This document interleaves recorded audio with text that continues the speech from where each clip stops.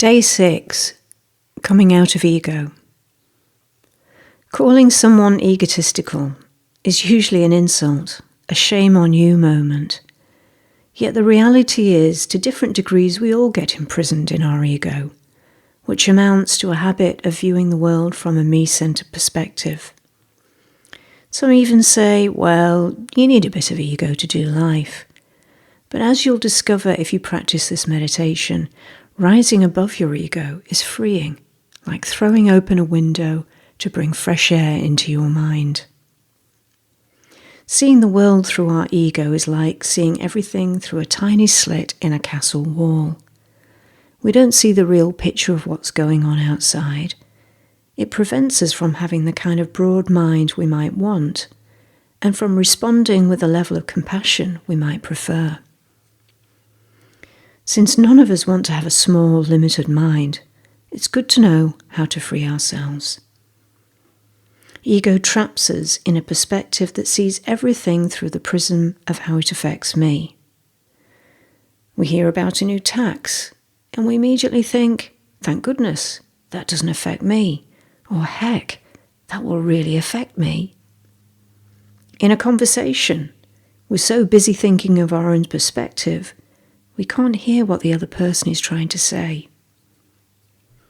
If that person is struggling to express themselves, our ego might whisper in our mind, I have no idea what they're going on about. We get irritated and we switch off. But when we come out of our ego, our mind whispers, how can I help here? I think they're struggling. And we lean in, open our heart wider, and pay deeper attention. Most of us want to be on the receiving end of that kind of presence. Ego gets in the way of listening deeply with full and loving attention, and therefore it gets in the way of more beautiful, satisfying connections that most of us crave. The telltale sign of ego is a stale feeling inside our head. Research shows that opening our mind to broader perspectives makes us smarter and more creative. So let's see what being free of our ego feels like. First, let's take ourselves beyond the ordinary mind into soul consciousness. Gaze into your mind, watching your thoughts as the kind observer. As you get used to looking into your mind, you'll gradually feel a sense of detachment from what's happening there. When you observe your mind with kindness, any emotions swirling around become less intense. That's because when I'm the observer, I'm not caught up in my thoughts.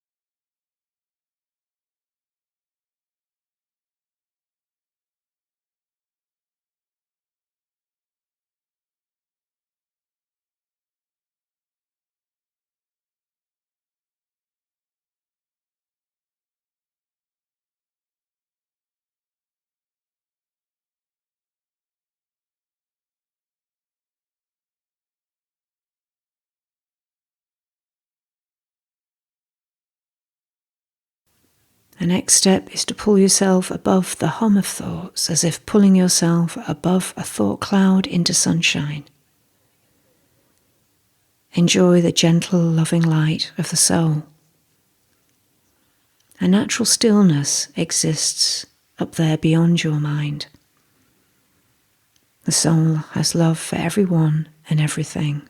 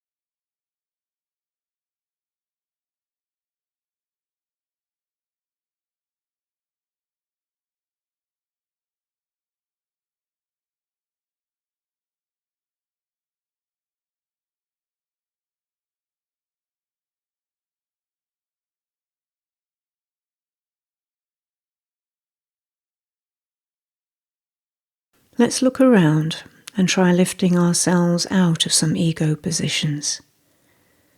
Observe the room you're in right now. Focus on one object that you like. You like it, others might not. Can you see it as just an object and detach from the tag of, I like this? Notice how everything you see around you, you see with a tag of, I like that and I don't like this. See what happens if you choose to detach from all these tags and just see things for what they are.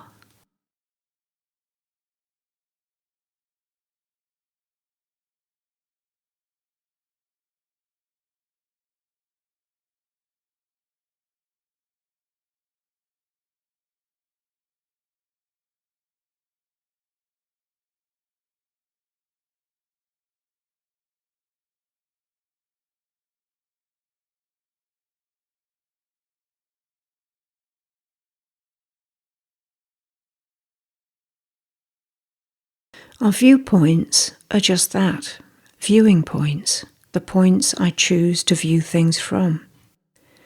Let's switch a viewing point around. Think of a significant moment, a conversation or event that happened in the last couple of days. Your memory of it may be laced with emotions, sparked by how those events affected you. But what if you view that moment from a different point, the perspective of another person who was part of that scene? So in the next few moments, try viewing that scene from their perspective and see what happens.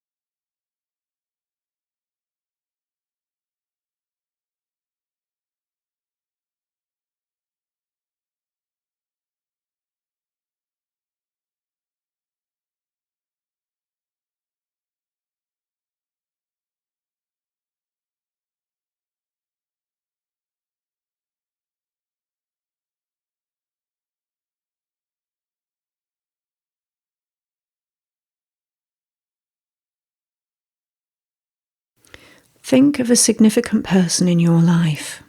If they're significant, they will affect you in some way. Instead of seeing how they affect you, switch this around. Lift yourself out of your perspective and become curious about how you affect them. Explore this as fully as you can in the next few minutes of silence.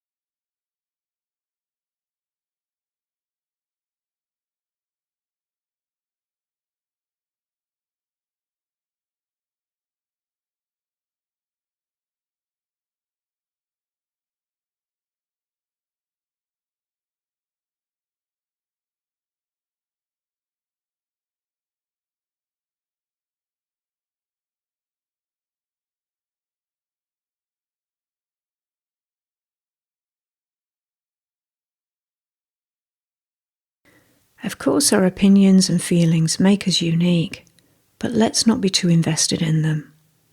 Other people's feelings and perspectives are equally fascinating.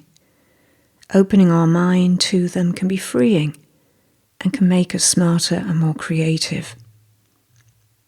So for 3 instances today, see if you can come out of your self-orientated view, even for just a few moments. It could be while drinking tea, listening to someone, reading an email. Pull yourself above your personal perspective and see what it feels like to take in a broader view. Try experiencing another person's perspective in a very loving, soul-conscious way.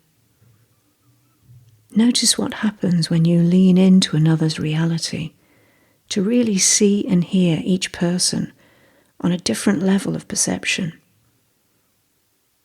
See if it helps others to express themselves when you give much higher quality attention to them.